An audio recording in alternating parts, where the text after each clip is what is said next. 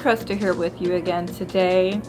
And today I wanted to talk more about assertiveness training and boundary work because this is a big one that I'm working on myself.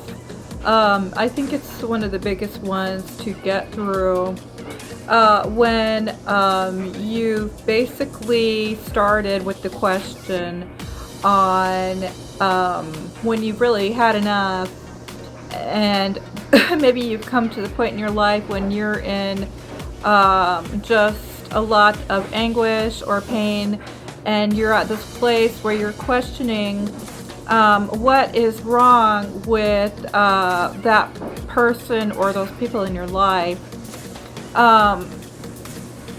that are hurting you and why they're doing this.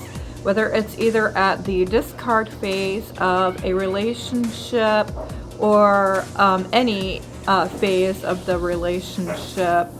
I know I really started questioning mine when he started insulting me quite a bit.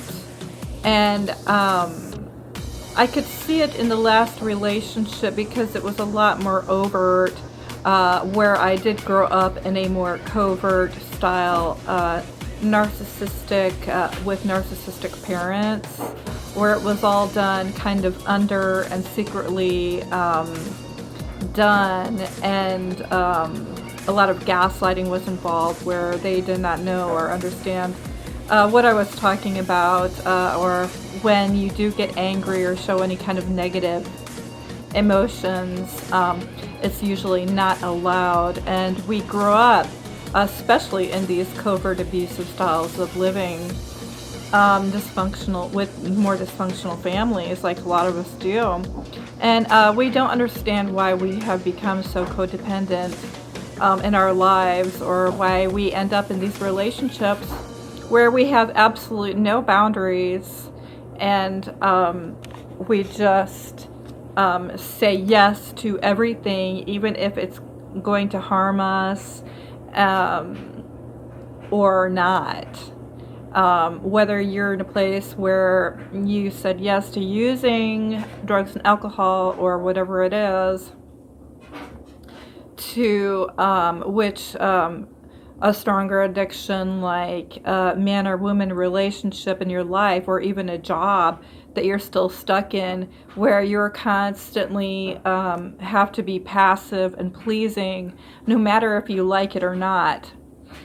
This is very powerful stuff here, the boundaries, and I'm very glad to be learning them and exercising them, even when you do have to face adversity and you still might having to stand up to these people or these jobs.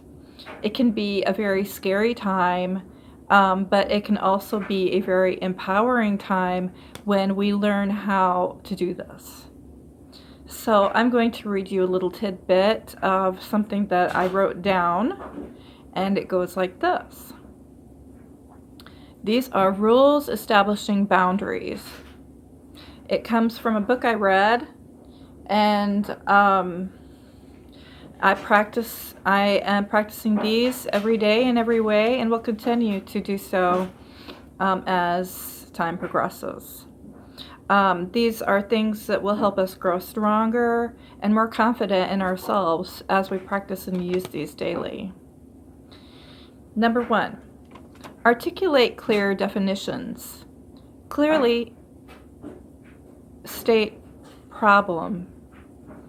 Okay, you are mean statements, but identify problematic behavior, like making cruel jokes at my expense is mean. State it clearly. Number 2, be specific. Stating you always do this or never do that is not effective to the problem. Addressing specific behaviors, situations, or expectations strengthens your position. Like you punched the door in front of me and then denied touching it. Such is used as in some gaslighting terms by other people. Number 3, use I statements. To convey how the problematic behavior infringes on space, be it physically, mentally, or emotionally, or other ways.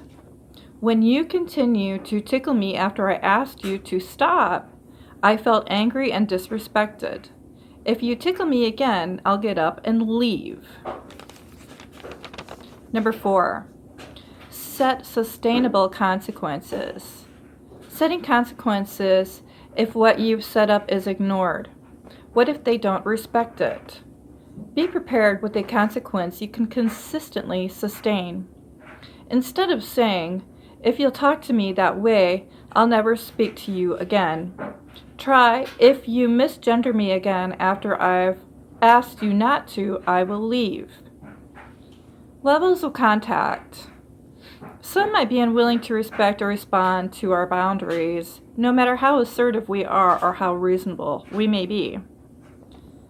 Go low contact reduces potential for ongoing abuse by limiting how much time we spend with the more abusive type. Example, occasional phone calls, emails, texts, or messages. And also remember that in some certain situations where we might be conversating in real life, time and space with another person, and we can get up and leave at any time. Just tell them maybe you are needed somewhere else, or you've got to go do this or that. Make up a simple excuse. The more honest, the better, but something that they won't get upset about and that they will be okay with is better, to leave the situation and create some space in between you and them, maybe until things calm down and you can talk about it in more assertive manner later, that you can work things out or come to an understanding about something. Or also, there is, of course, last but not least, no contact, which is cutting off or ending a relationship with somebody, usually if there is a danger to harm you involved. Do not reach out to or respond to another's outreach.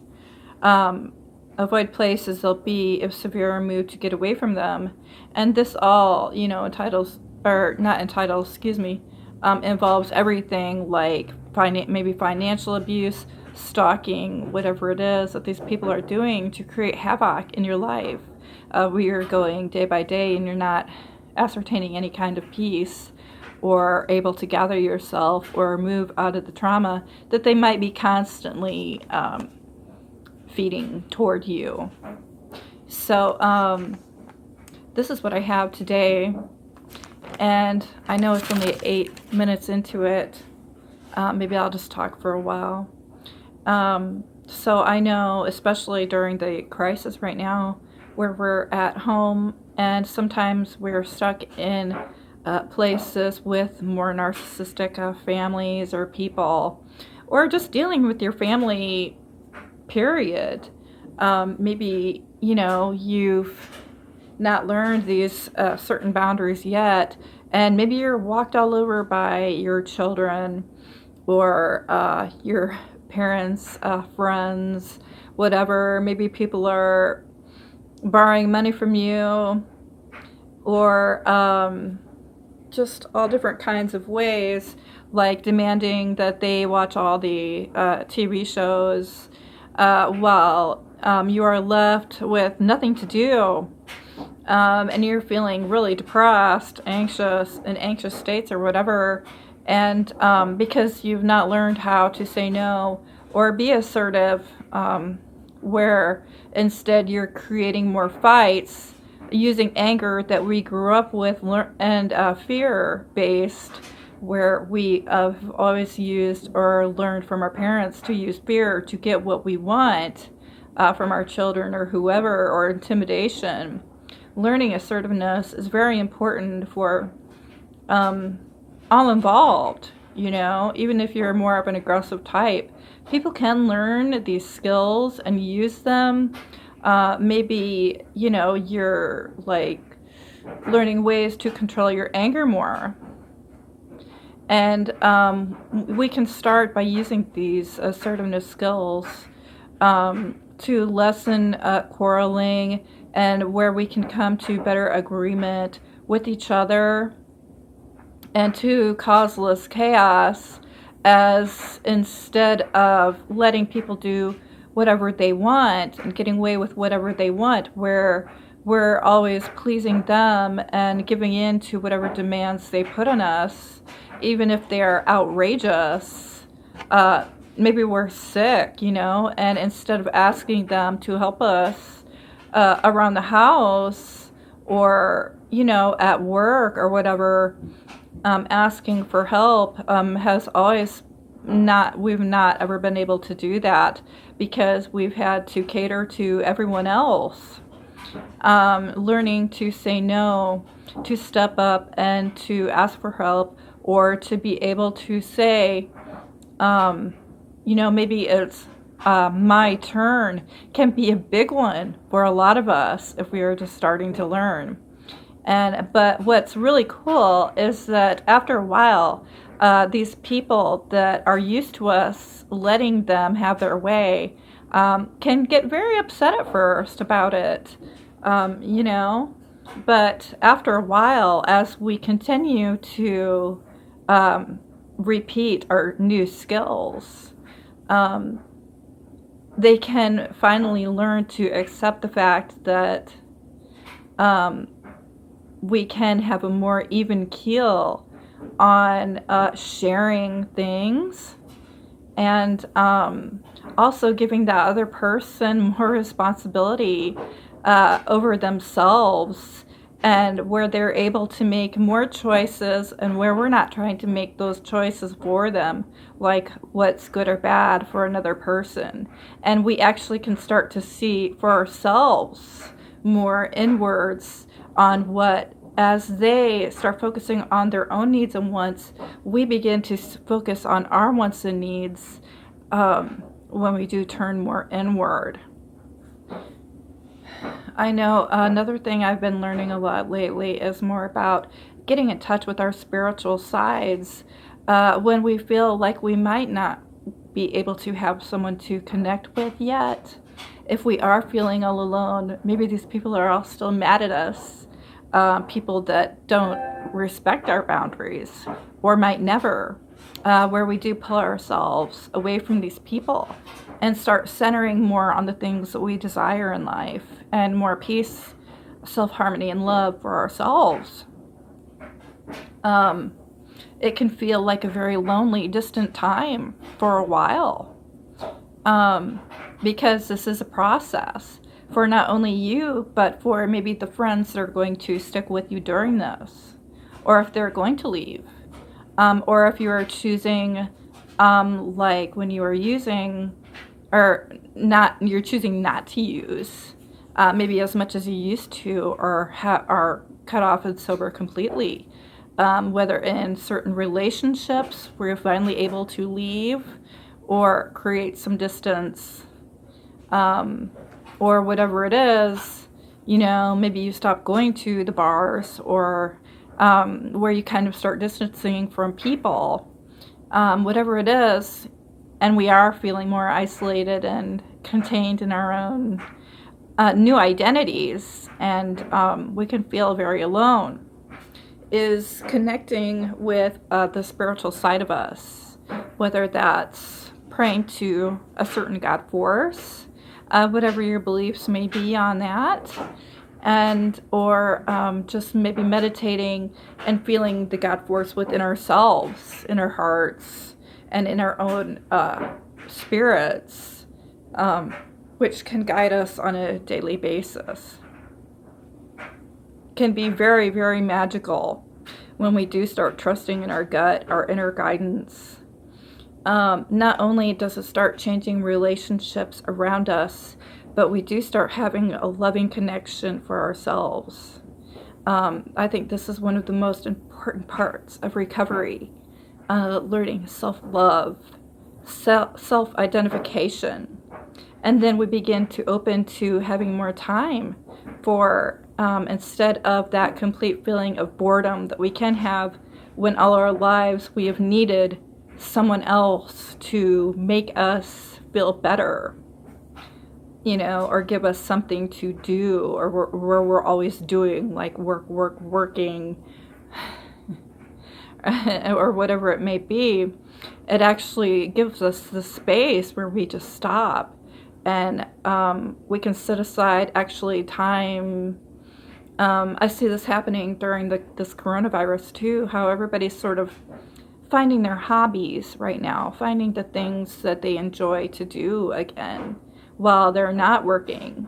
And at first, like a lot on Facebook, I see people don't even know what to do with themselves. And it can be upsetting, But when you do start kind of connecting and finding the space, praying to whoever, or just mindfully connecting during activities, doing mindfulness activities such as watering the plants, playing with your dogs or cats or animals, birds,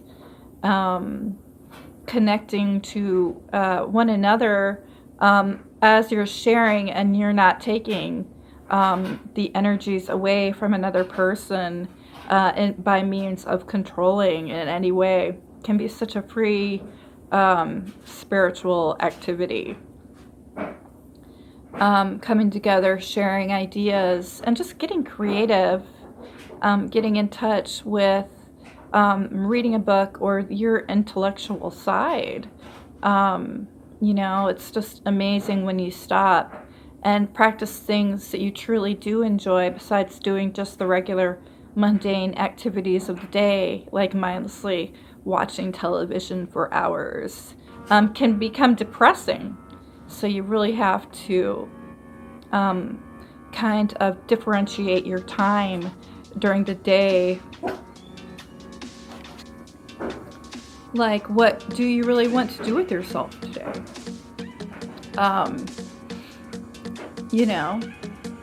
Instead of Netflix watching all day long or binge watching that TV series,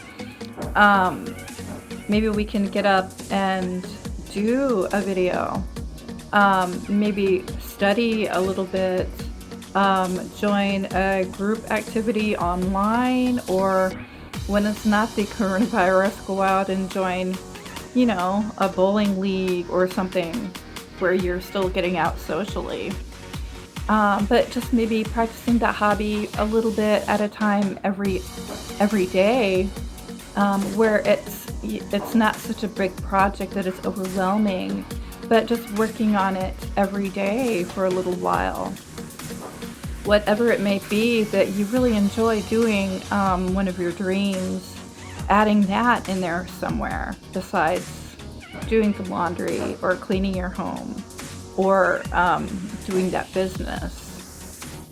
It all makes for less depression. Sometimes when we can struggle from some harder depression during times of isolation, like what's happening right now, can really kind of uplift your spirits. But taking that time every day to take the time to work at it, where maybe spirituality is involved, and work at recovery still every day, and just keep going. Where a lot of times we can feel like we're giving up, especially if we are cooped up with people where we've never been able to say no to before. It's hard at first, but after a while it does get easier, and you do start having better days. So going through this experience myself, I wish others good luck, and I hope you have a really great day. Thanks for watching. Peace.